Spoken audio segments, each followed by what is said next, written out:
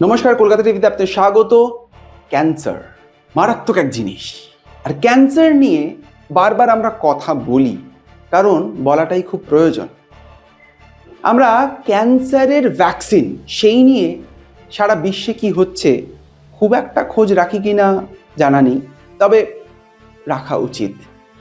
যেটা এই মুহূর্তে বিশ্ব জুড়ে যেটা চর্চিত হচ্ছে, অর্থাৎ মার্ক অ্যান্ড মেডোর্না, তাদের একটি ভ্যাকসিন, নতুন ভ্যাকসিন, যা মারাত্মক এক স্কিন ক্যান্সার, যেটা হচ্ছে মেলানোমা, অর্থাৎ 1% অফ দ্য স্কিন ক্যান্সার এই মেলানোমা পেশেন্ট তারা আক্রান্ত হন, কিন্তু হলে সেটা ডেডলিয়েস্ট স্কিন ক্যান্সার হিসেবে ধরা হয়। আর এর যে এতদিনের যে থেরাপি, অর্থাৎ ইমিউনোথেরাপি, সেটা কিট্রুডা বলে সেটা করা হতো। তার সাথে সাথে দেখা যাচ্ছে তার পাশাপাশি এই নতুন ভ্যাকসিন, সেটা নাকি একেবারে ওই ক্যান্সারকে আর ফিরিয়ে আনবে না, সেরকমভাবেই ট্রায়ালে দেখা যাচ্ছে। ট্রায়াল করা হয়েছে, প্রায় 1100 মানুষের উপর ট্রায়াল করা হয়েছে, এবং থার্ড ফেজ ট্রায়াল বা ফাইনাল ট্রায়ালে কিন্তু খুব ভালো রেজাল্ট দেখা যাচ্ছে।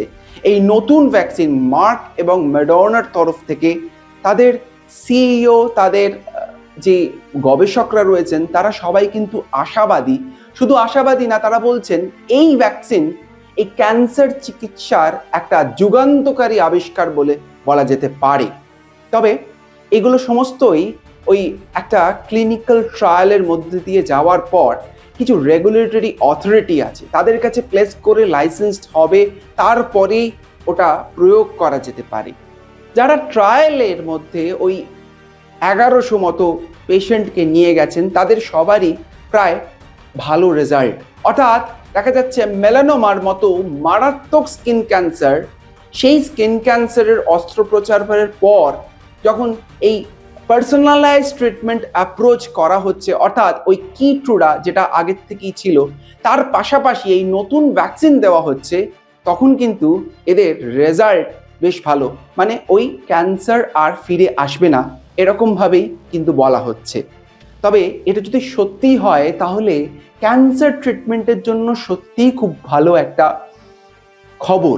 শুধু তাই নয়, এই যে পার্টিকুলার ভ্যাকসিন, এটা শুধু ক্যান্সার, যেটা শুধু স্কিন ক্যান্সার তার জন্য নয়, এটা কিন্তু পরবর্তীকালে তারা সেই গবেষকরা চেষ্টা করছেন রেনাল ক্যান্সার, তার সাথে সাথে যেটা আমরা নন সেল, যেটাকে বলা যায় non small cell lung cancer, সেইখানেও সেটাকে ইমপ্লিমেন্ট করা যেতে পারে।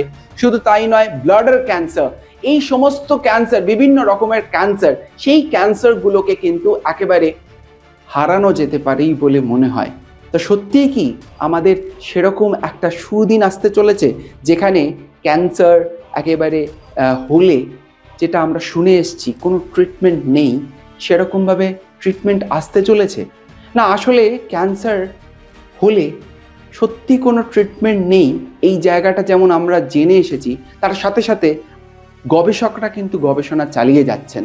আর এই ভ্যাকসিন, অর্থাৎ গবেষক মার্ক এবং মেডোর্নার যারা সিইও আধিকারিক রয়েছেন, তারা কিন্তু সকলেই আশাবাদী এই ভ্যাকসিনকে নিয়ে। দেখা যাক কি হয়। সঙ্গে থাকুন রাত দিন 7 দিন।